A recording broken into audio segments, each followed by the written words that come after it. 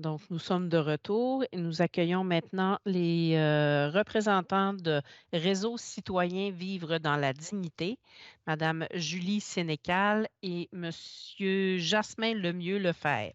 Bienvenue, merci d'être avec nous cet après-midi. Donc, vous disposez de 10 minutes pour faire votre exposé et il y aura un échange avec les membres de la commission pour une période de 35 minutes. Je vous cède maintenant la parole.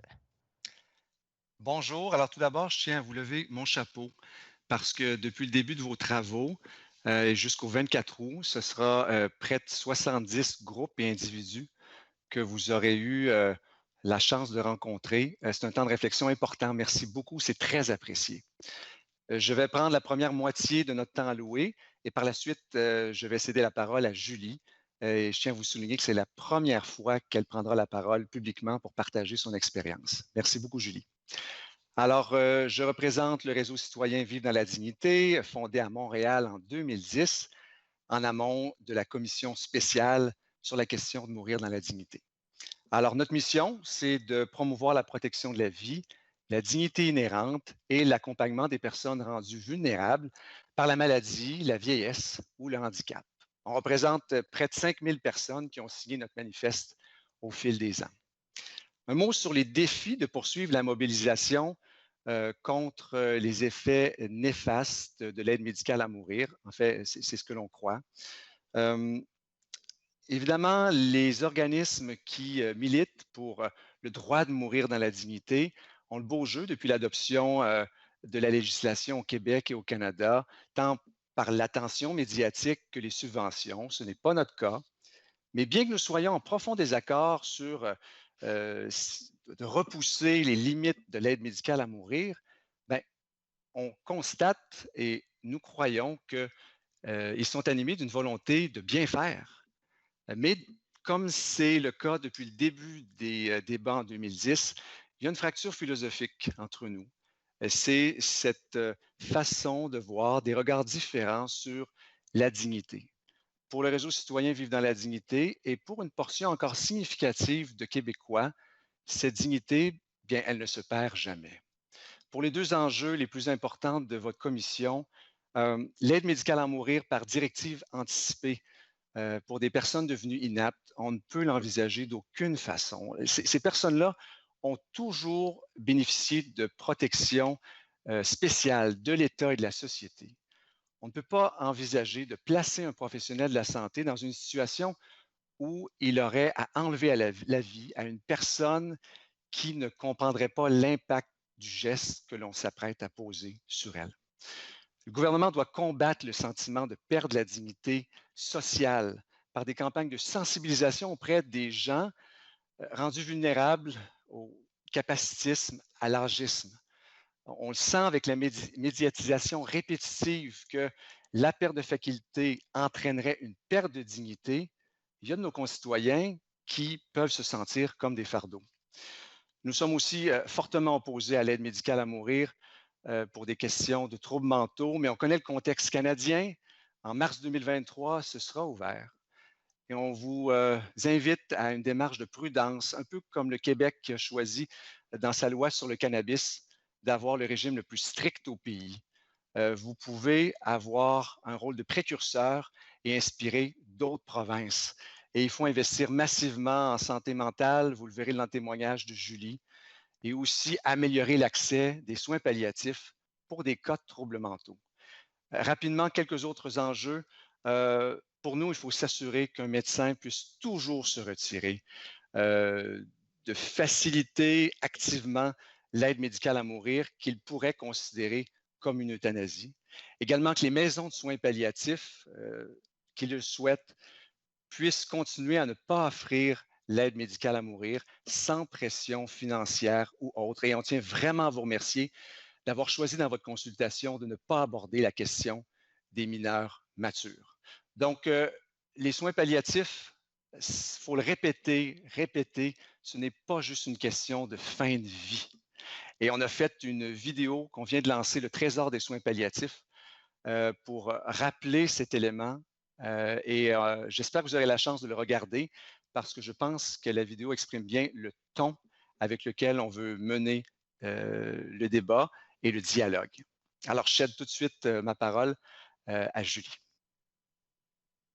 Merci beaucoup, Jasmin. Merci à vous de m'accueillir. Je tiens à préciser que mon témoignage est le mien, mais j'ai fréquenté énormément de gens lors de mes thérapies qui ont eu des défis de vouloir se suicider, etc. Et mon témoignage inclut le témoignage de plusieurs personnes, ainsi que de mon ergothérapeute qui est spécialisé en santé mentale. Donc, je suis Julie Sénécal, 48 ans, j'ai 4 filles, épidémiologiste de formation. Mon témoignage s'oriente beaucoup dans la région de l'Outaouais parce que c'est ici que je vis, c'est ici que je vis les défis de manque de ressources en santé mentale. J'ai fait une dépression majeure en 2013 qui a duré presque 8 ans. Je suis encore fragile aujourd'hui, malgré les thérapies et les ressources qui ont été faiblement disponibles, mais qui ont été disponibles. Au cours de mes 8 ans, j'ai été hospitalisée à 5 reprises pour des tentatives de suicide. C'est à ma 4e hospitalisation seulement, en 2021, que le personnel médical m'a référé à des ressources dans la communauté afin de bien m'encadrer à ma sortie de l'hôpital. Mais avant ça, on me retournait dans mon milieu, sans ressources, sans aide. Les personnes qui souffrent de défis de santé mentale, qui ont des pensées suicidaires ou qui font des tentatives de suicide, ils sont prédisposés à demander l'aide médicale à mourir lors de périodes de détresse, dépression, anxiété. Ils sont souvent influencés par leur état psychologique, leur détresse, la stigmatisation, ainsi que le manque de ressources. Souvent, les personnes qui sont dans une situation telle sont sous l'influence de stupéfiants. Ceci dit, l'aide médicale à mourir pour les personnes ayant des défis de santé mentale est alors une question très complexe et un challenge éthique. C'est aussi un défi de manque de ressources appropriées. Les défis de santé mentale, s'ils sont pris en charge rapidement par des spécialistes et des thérapies, peuvent souvent mener, s'ils ne sont pas pris en charge, peuvent mener à la dépression majeure, l'anxiété généralisée et justement des pensées suicidaires et même passer à l'acte de suicide. Lorsqu'une personne qui a des défis de santé mentale a des pensées suicidaires ou fait une tentative de suicide, c'est immédiatement, même en amont, qu'elle a besoin d'aide et de ressources. Pour l'instant, il existe des lignes téléphoniques auxquelles on peut appeler à l'aide, mais une fois qu'on a raccroché, on est retourné à nous-mêmes, dans notre milieu, dans notre désespoir, et il n'y a pas d'aide qui vienne à notre secours. Si on a la recommandation d'aller à l'hôpital, à l'arrivée à l'hôpital, on est carrément mis dans une chambre en attente, sans ressources. Il n'y a pas de psychologue, il n'y a pas de travailleurs sociaux, il y a personne qui vient venir voir la personne qui est en détresse. Puis moi, ça m'a même pris jusqu'à 1 semaine à un moment donné pour voir un psychiatre à l'hôpital. Donc, j'ai été hospitalisée 1 semaine sans attendre. Puis ça a pris 1 semaine avant qu'un psychiatre me voie. J'ai dû être hospitalisée jusqu'à 5 fois pour, ça je l'ai dit un petit peu plus tôt, pour qu'on me donne un filet de sécurité puis qu'on me donne de l'encadrement en sortant de l'hôpital. Je vais vous avouer qu'avec le manque de ressources disponibles pour les gens qui souffrent en santé mentale, quand les gens sont en détresse et qui sont près de l'acte de tentative de suicide, ça serait très facile d'accepter l'aide médicale à mourir. Parce que dans ces situations de détresse-là, on ne voit pas d'issue. Par contre, avec un bon support, un bon soutien en amont et pendant la crise, on s'en sort. Aujourd'hui, oui, j'ai fait 5 tentatives de suicide, mais aujourd'hui, je vois la vie super belle, je profite de mes 4 enfants. Puis si je n'avais pas eu l'aide que j'ai eue, je m'en serais probablement pas sortie, mais le manque de ressources pour prévenir, c'est vraiment ça mon message, dans un sens, pour prévenir que quelqu'un qui souffre de santé mentale se rende jusqu'à vouloir se suicider. Le manque est criant. Le manque est criant et je vais terminer avec ça. Merci. Merci beaucoup, Madame Sénécal, pour votre témoignage. Merci, Monsieur Lemieux-Lefebvre. Donc, nous passons maintenant à la période d'échange avec les membres de la commission, en commençant par le député de Rosemont. Merci, Madame la Présidente, Monsieur Lemieux-Lefebvre, Madame Sénécal. Merci pour le témoignage assez touchant. Je pense qu'il n'y a personne ici, là, puis je ne me ferai pas le porte-parole de mes collègues, mais je pense qu'il n'y a personne ici qui oserait se lever publiquement et dire que tout va bien dans le meilleur des mondes dans le système de santé au Québec, qu'on ne manque pas de ressources, que tout le monde est vu super rapidement, qu'on n'échappe jamais personne dans les mailles du filet. Il n'y a personne qui oserait dire ça, en tout cas certainement jamais moi. Les journaux sont malheureusement remplis d'histoires de gens qu'on échappe tous les jours. Moi, dans ma circonscription, vous allez comprendre pourquoi je vous dis ça, là, j'ai l'hôpital Maisonneuve-Rosemont. Alors, il n'y a jamais personne qui va me faire dire que tout va bien dans le système de santé. Et je comprends et je respecte tellement votre préoccupation de vivre dans la dignité et d'avoir accès à des soins de qualité. Accès à des soins. Ça veut dire pas juste se faire hospitaliser, ça veut dire voir un psychiatre quand on est hospitalisé en psychiatrie. Je suis avec vous là-dessus, Mme Sénécal. Tout cela dit, est-ce qu'on ne pourrait pas baliser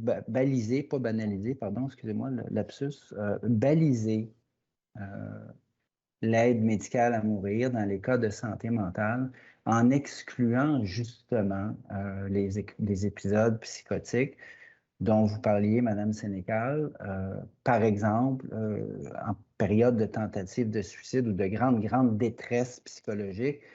Pour moi, il va de soi que nous devrions d'emblée exclure. Est-ce que ce n'est pas possible de le faire et qu'à ce compte-là, le dernier recours d'aide médicale à mourir, de soins de fin de vie, soit réservé à d'autres types de problèmes beaucoup plus graves, qu'ils soient neurologiques, psychologiques ou physiologiques?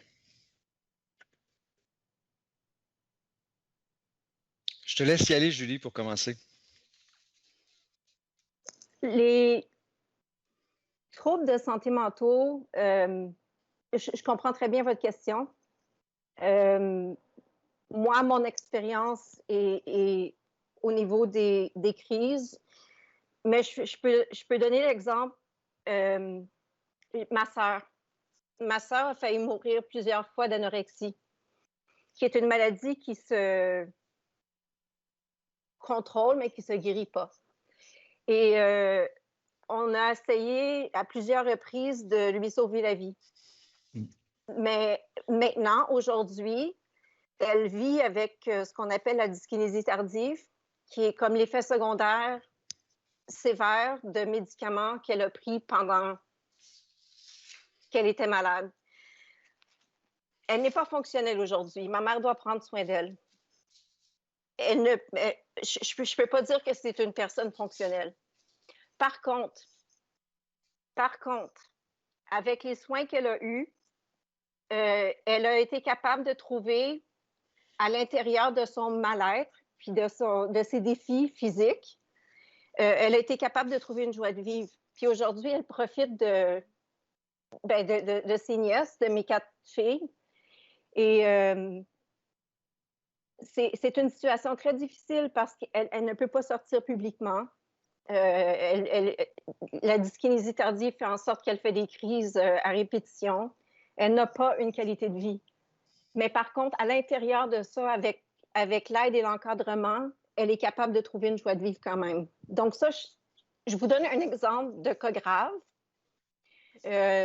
Puis c'est ma sœur. Mais il y a moyen, avec les ressources, d'aller chercher un désir de vivre puis un désir d'apprécier la vie malgré le fait qu'on n'est pas comme les autres. Parce que ma sœur peut pas sortir, elle peut pas prendre soin d'elle. C'est ma mère qui fait tout pour elle. Elle peut à peine se faire à manger. Mais c'est ça. J'ajouterais Merci. puis-je Oui, ajouter allez-y. un point? Le message qu'on va lancer à la population générale des personnes avec défis en santé mentale, je pense, est primordial.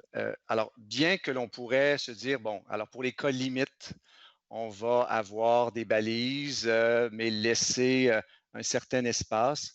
Le message que ça va lancer à toutes ces personnes-là qui, et on le voit là, déjà, on entend des messages de psychiatres on entend l'aide médicale à mourir s'en vient. Pourquoi faire des efforts thérapeutiques quand je pourrais simplement laisser aller et puis on y aura accès bientôt. C'est pour ça l'important, c'est vivre dans la dignité. On a choisi de ne pas donner quel est le temps de thérapie? Je vous entendrai des gens qui vous demanderont 10 ans. Certains, c'est 6 mois de thérapie fermée. Pour nous, c'est vraiment la volonté sur cette question-là, sachant que le vase est troué de partout dans la question des soins en santé mentale au Québec. Il y a une responsabilité d'y aller avec les balises les plus strictes possibles que vous discernerez avec les travaux de la commission. Merci beaucoup, Monsieur le député. Donc, je céderai maintenant la parole à la députée de Joliette. Oui, bonjour à vous deux et merci beaucoup de la présentation et du témoignage très, très concret, très humain que vous nous avez livré, qui certainement va nous alimenter.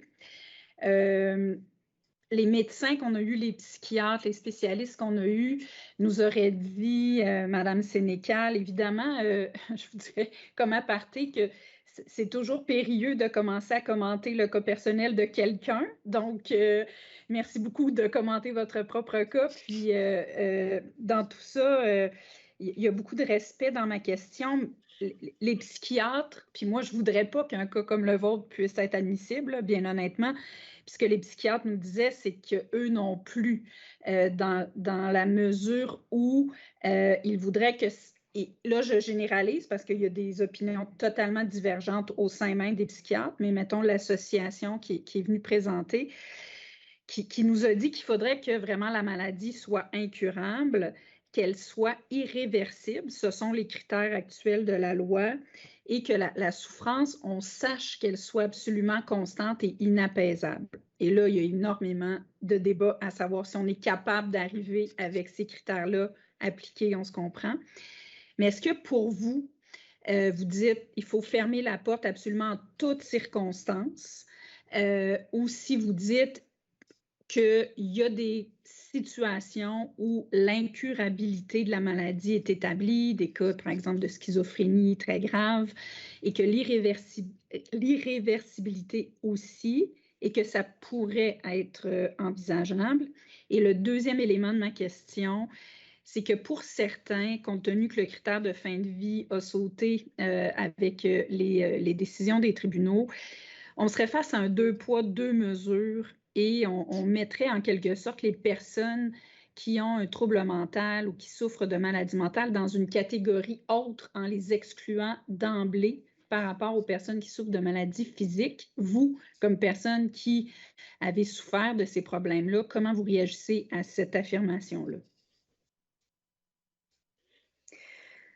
Moi, ce que je pourrais dire, c'est qu'en ce moment, les soins en santé mentale sont très compartimentés.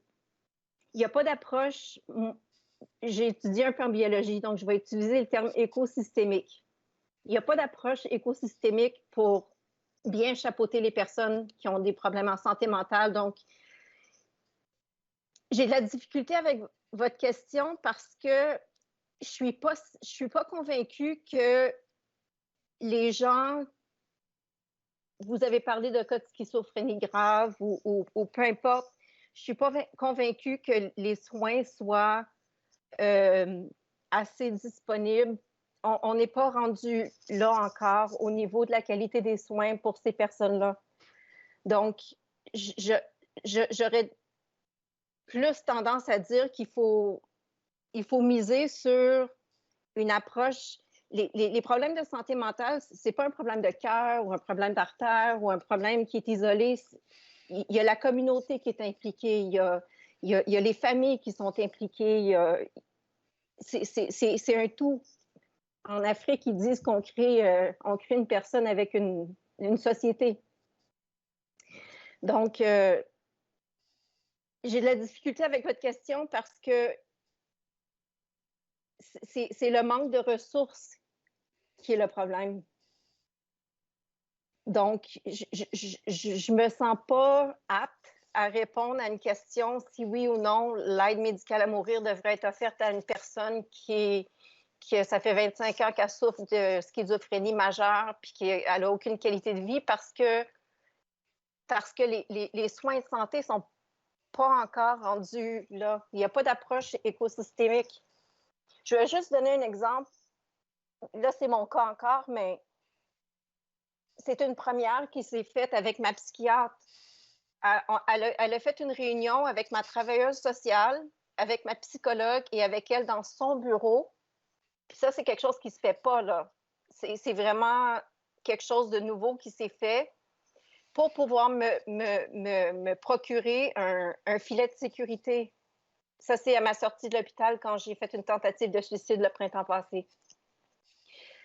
Mais ça, c'est un exemple de services et de soins parce que là, je peux téléphoner ma travailleuse sociale, ma psychiatre, c'est exactement qui je dois téléphoner, quand, dans quel ordre de priorité et tout, là. Donc, je m'éloigne peut-être un petit peu de la question, mais pour moi, l'approche, comme c'est le système, il faut que le système fonctionne ensemble. C'est trop compartimenté en ce moment. Tu vas voir ton psychiatre pour des médicaments. Là, tu as ton psychologue pour certaines thérapies. Là, il y a le travailleur social pour d'autres, mais comme ils ne travaillent pas ensemble. Donc, je vais m'arrêter là parce que j'en aurais long à dire. Merci beaucoup. Je ne sais pas si ça répond à votre question. Mais, oui, ça répond très bien. J'avais l'autre volet, là, mais je pense que j'ai plus de temps, Madame la Présidente. Merci. Okay. On y reviendra peut-être à la fin, Madame la députée de Joliette. Donc, je céderai maintenant la parole à la députée de Saint-François. Merci, Madame la Présidente. Merci, Monsieur Lemieux-Lefebvre et Madame Sénécal pour votre témoignage. C'est très touchant. Et de voir que vous le vivez aussi autant personnel que dans votre famille avec votre sœur. Ça vient teinter encore plus votre intervention. Moi, j'aimerais vous poser la question, ce sera soit un de vous deux qui pourra répondre. Là. Vous recommandez, là, puis je sais que vous l'avez dit, M. Lemieux-Lefebvre, que c'était nous qui devions déterminer les balises ou en tout cas dans les recommandations, mais est-ce que vous avez réfléchi, parce que vous recommandez que le Québec se dote de balises très strictes, le plus strict possible.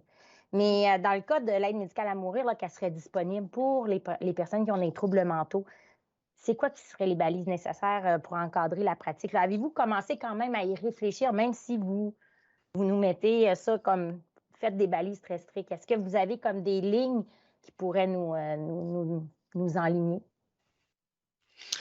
Alors, dans tout ce que j'ai vu présentement, l'appel à 10 ans de suivi thérapeutique adéquat semble la formule avec laquelle nous sommes la plus confortables. Alors, c'est certain qu'il y a des personnes qui vont dire, mais voyons, 10 ans, ça n'a aucun bon sens, mais les questions de vie ou de mort et dans l'environnement que l'on connaît au Québec nous obligent à y aller avec une proposition de balise aussi stricte parce qu'on ne veut pas voir un cas où la personne n'aurait pas eu tous les soins adéquats qu'elle mérite. Et je tiens à le répéter, la question, parce que quand on parle de soins palliatifs pour des cas de troubles mentaux, souvent les gens disent quoi? Des soins palliatifs pour troubles mentaux, qu'est-ce que c'est? Alors, on est encore au tout début de ce traitement, de la façon dont c'est offert au Québec. Il y a tellement de choses à faire. Je vous dirais, juste travailler sur la façon dont on peut aider les personnes en soins palliatifs pour troubles mentaux, il y a tout un chantier à faire. Et bien sûr, nous, on vous proposerait de faire ce chantier-là avant celui de l'aide médicale à mourir. On connaît le contexte de 2023. Donc, c'est pour ça que ce qu'on vous propose, c'est les balises les plus strictes. Parfait. Puis, je vais juste ajouter, on a entendu professeur Vracas, puis elle-même partageait son expérience personnelle. Puis, je crois que si j'exagère pas, c'est au-delà d'une vingtaine d'années avant qu'on trouve vraiment son diagnostic. Fait que même quand vous dites 10 ans, ça aurait pu, dans son cas à elle, on aurait pu passer à côté. Donc, c'est quand même une balise qui, je sais pas, là, mais c'est bien. Non, vous avez raison, on mentionne 10 ans, mais là, vous mentionnez le cas de Georgia Vracas, et là, c'est un exemple clair, là, que 10 ans n'aurait pas été suffisant. C'est bien. Merci beaucoup. Est-ce que, Merci, Madame la Présidente. est-ce que je peux juste... Oui, allez-y, Madame Sénécal. C'est tout court ce que je veux rajouter, mais mon ergothérapeute qui est spécialiste en santé mentale m'a mentionné que l'accompagnement dans les besoins à tous les niveaux sur le très long terme sont nécessaires pour les gens qui ont des défis en santé mentale. Puis comme ça renforce ce qui vient d'être dit. Puis, mais lui, c'est sa profession, c'est ça qu'il fait tous les jours, donc il envoie énormément de patients, là. Donc, je voulais juste rajouter ça. Parfait, merci. C'est très pertinent. Son nom, c'est Carl Brouillette. Et il m'a sauvé la vie à plusieurs reprises. Merci. Ouais. Donc, je céderai la parole à Madame la députée d'Abitibi-Ouest. Bonjour, Madame Sénécal. Merci beaucoup du beau partage que vous nous faites. Ça demande beaucoup de courage. Je vous admire. Merci. Monsieur Lemieux, on parle de soins palliatifs chez les gens souffrant de problèmes de santé mentale. Selon vous, quel serait l'idéal pour avoir des soins palliatifs? Parce qu'on parle de soins palliatifs, sûrement que vous avez un gabarit, vous avez un idéal pour que les patients en santé mentale soient bien. Bien sûr. Alors, de pouvoir, le faire connaître, parce qu'il y a une méconnaissance totale de la possibilité d'avoir un accès, et ça, même dans la communauté médicale. Alors, le premier chantier, c'est de faire connaître, et par la suite, habiliter, donner les ressources pour pouvoir l'offrir dans les différents milieux. Et là, bien sûr, au Québec, il y a une grande disparité quand on parle de soins palliatifs pour des personnes qui souffrent de troubles mentaux. Donc, ça, c'est la première étape. Et par la suite, d'y aller d'étape par étape. Et je laisserai, il y a tout plein d'experts qui réfléchissent à cette question-là. Alors, nous, on est un réseau citoyen qui vont chercher, qui vont glaner les meilleures expériences. Je leur laisserai à eux de vous exprimer dans le détail comment le faire. Mais vraiment, il y a un beau chantier qui, je trouve, serait motivant. Et à tout le moins, quelle que soit votre décision, je trouve que ce chantier-là, pour le Québec, on devrait le démarrer aussi. Merci beaucoup.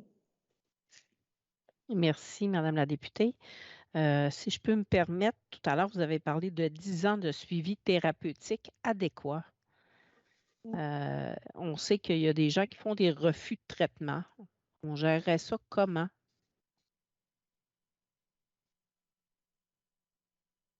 Je ne sais pas si c'est M. Lemieux-Lefebvre ou Mme Sénécal. Julie, veux-tu dire un mot là-dessus? Par expérience, puis c'est juste mon expérience, je ne suis pas professionnelle dans le domaine, mais quelqu'un qui fait un refus de traitement, c'est qu'il est vraiment rendu dans... J'essaie de parler en bon français. Il est vraiment rendu dans le désespoir total. Puis, c'est difficile pour quelqu'un qui n'est pas arrivé dans un niveau de détresse maximale à ce niveau-là de comprendre. Mais je vais le dire en bon québécois, vous m'excuserez pour Ça va. mon langage. Allez-y. Allez-y comme vous le sentez. Quand tu veux mourir, puis qu'il n'y a plus rien dans ta tête qui peut te motiver à continuer à vivre, même de l'aide de la part d'un professionnel de la santé ou même de l'aide d'un proche de la famille, tu la refuses. Tu ne veux plus rien savoir. Tu veux juste mourir. Donc, moi, j'ai de la difficulté avec les refus de traitement parce que il y a une condition psychologique qui fait en sorte que la personne va refuser un traitement. Puis, elle a besoin d'aide pour cette condition psychologique-là. Et moi, je parle pour les défis de santé mentale, là. Je ne parle pas pour d'autres problématiques de santé. Ce n'est pas mon domaine, mais quand on est rendu à un point où on refuse l'aide, où on refuse les traitements, où on refuse tout, c'est que là, le système nous a laissé aller comme vraiment trop loin. Puis c'est pour ça que je parlais du besoin d'aide en amont. En amont, quand les personnes commencent à pas aller bien, il manque de ressources en amont pour permettre aux personnes d'éviter de se rendre jusque-là. Donc, moi, ça serait ma réponse. Un refus de traitement, c'est que la personne est rendue tellement creuse là, qu'elle ne voit même plus que l'aide est possible. Puis, je ne suis pas la seule à... C'est pas juste moi là, qui témoigne, là, c'est plusieurs personnes que j'ai consultées aussi. Parfait, merci. Ma question s'adresserait peut-être à M. Lemieux-Lefebvre. On parle beaucoup de santé mentale, mais vous êtes contre également l'aide médicale à mourir dans les cas d'inaptitude où il y a des problèmes cognitifs comme l'Alzheimer ou...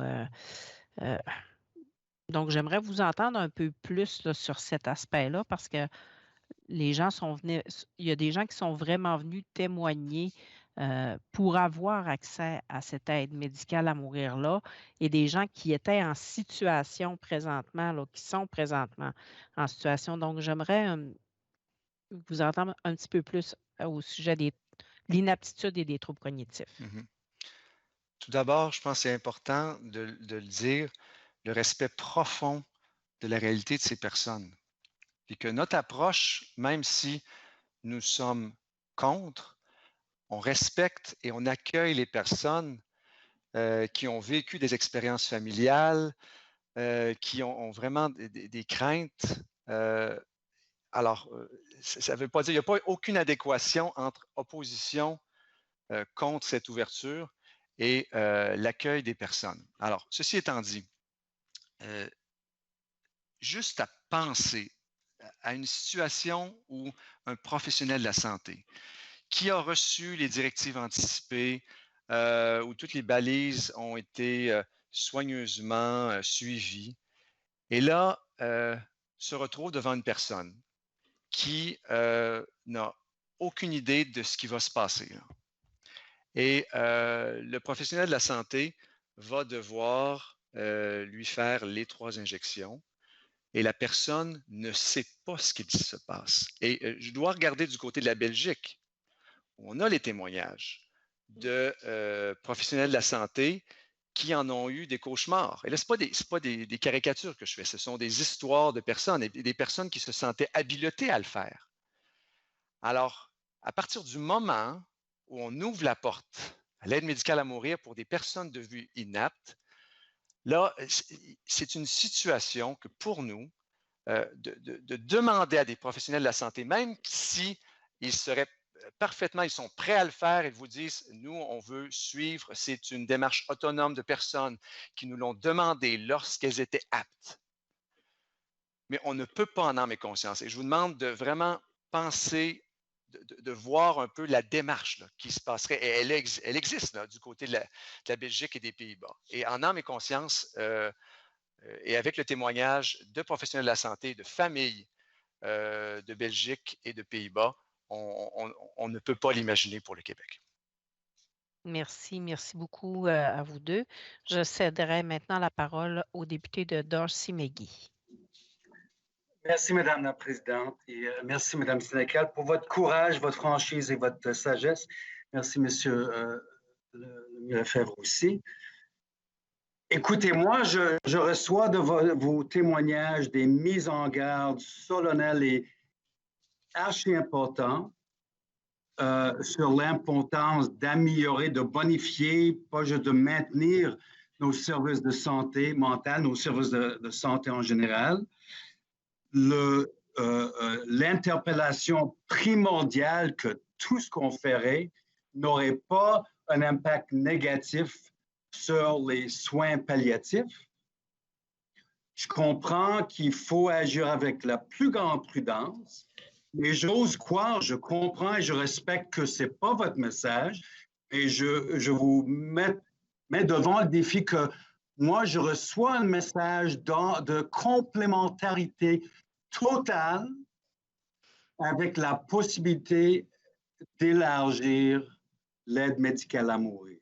C'est-à-dire avec des balises très sérieuses, très responsables, avec une compréhension que le Québec et l'État a l'obligation d'améliorer ses services, qu'un élargissement balisé comme il faut serait fidèle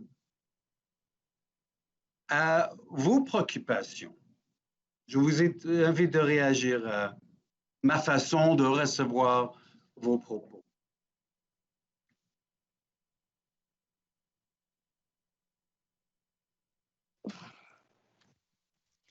Est-ce que Julie, j'ai parlé un peu. J'aimerais que tu puisses parler un peu. Oui, c'est beau. Quand j'entends parler de balises, moi, je ne suis pas professionnelle de la santé. Je ne peux pas vous guider en termes de balises ou quoi que ce soit, mais je pense que c'est un domaine de recherche qui serait très noble d'entreprendre. Il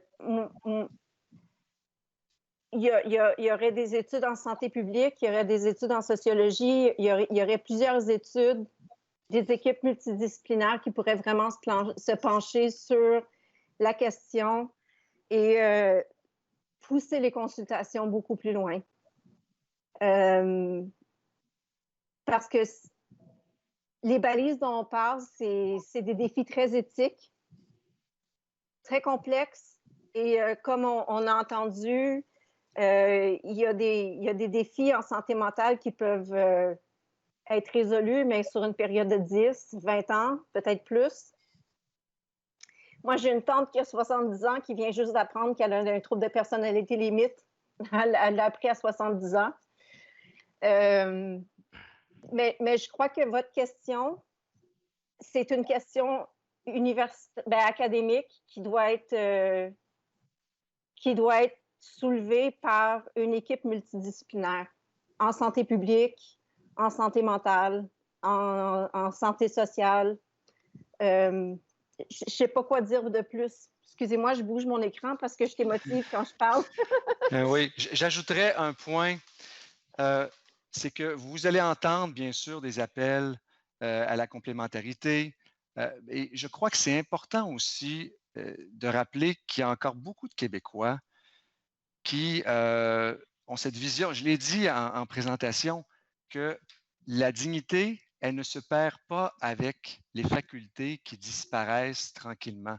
Alors, c'est sûr que c'est fondamental pour nous. C'est sûr que depuis le début des débats en 2010, ça vient ponctuer nos interventions. Il y a encore beaucoup de personnes qui ont vraiment au cœur le fait que quand les gens nous disent « la dignité, je la perds », non, puis on veut vous le rappeler. Bien sûr, il y a toutes les questions d'autonomie, etc., mais comme société, de rappeler, et vraiment, il y a un appel, il y a un message qu'on doit lancer aux personnes. Les facultés que vous allez perdre, les craintes que vous avez, votre dignité, là, elle sera toujours avec vous. Donc, vous avez des appels d'un côté, vous avez des appels aussi d'autres personnes qui pensent vraiment qu'il y a une fracture philosophique.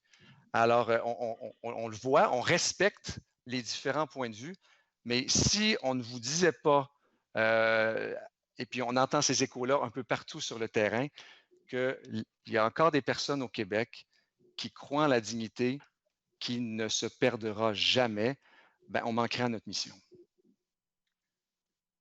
Donc, avec respect, vous suggérez que c'est à nous et pas à l'individu, disons l'individu devant un diagnostic d'Alzheimer's précoce, c'est à nous, c'est à l'État de juger et d'évaluer la dignité et ça n'appartient pas à cet individu-là, avec des balises très strictes d'avoir l'opportunité, fidèle à la loi actuelle en quelque part, à prendre sa décision. Est-ce que je vous comprends bien?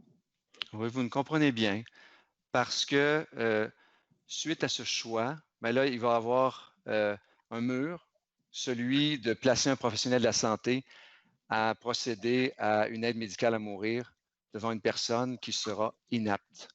Et même, et je le répète, même s'il y a eu le choix avant, il y a une situation que pour nous, on ne peut tolérer à travers le monde. Là, il y a seulement 2 endroits qui ont ouvert la porte. Et on voit trop d'histoires qui nous brisent le cœur de personnes, même si c'est quelques cas. Et pour nous, ce n'est pas la quantité de personnes. Là. Chaque cas est important et on ne peut pas mettre, et en tout respect pour les personnes qui le demandent, avec leur choix autonome, on ne veut pas mettre des professionnels de la santé au Québec dans cette situation, ce choix qui pour nous, ne nous apparaît pas opportun du tout. On va s'entendre que la loi actuelle est basée sur la vision d'une continuité de soins de santé où s'insère l'aide médicale à mourir dans les circonstances très balisées. Et on va en convenir qu'un médecin individuel peut se désister de pratiquer cette intervention-là. Par contre, l'obligation de l'État actuel, c'est d'assurer la disponibilité, selon ces balises actuelles, la disponibilité du recours à l'aide médicale à mourir. Est-ce que vous croyez que cette assurance, même sur le plan institutionnel, ne devrait pas exister ou vous voulez protéger le droit de désister d'un individu, un médecin individuel? Bien sûr, on veut protéger la conscience des médecins au point de vue personnel, mais le choix de société, de se dire que, évidemment, on reconnaît, là, il y a des balises qui ont été données avec la loi concernant les soins de fin de vie, mais jamais la question d'enlever la vie de personnes inaptes n'a été abordée. Il y a eu un choix au niveau fédéral de ne pas ouvrir la porte, même s'il y avait des pressions importantes. Et vous avez la possibilité aussi de prendre ce choix, que dans votre cadre, dans la loi québécoise, que pour des questions, une personne qui est devenue inapte, ben, malheureusement, on fait ce choix-là de ne pas mettre nos professionnels de la santé dans cette situation. Merci. Merci. Merci. Donc, merci à vous deux pour le témoignage et pour la présentation.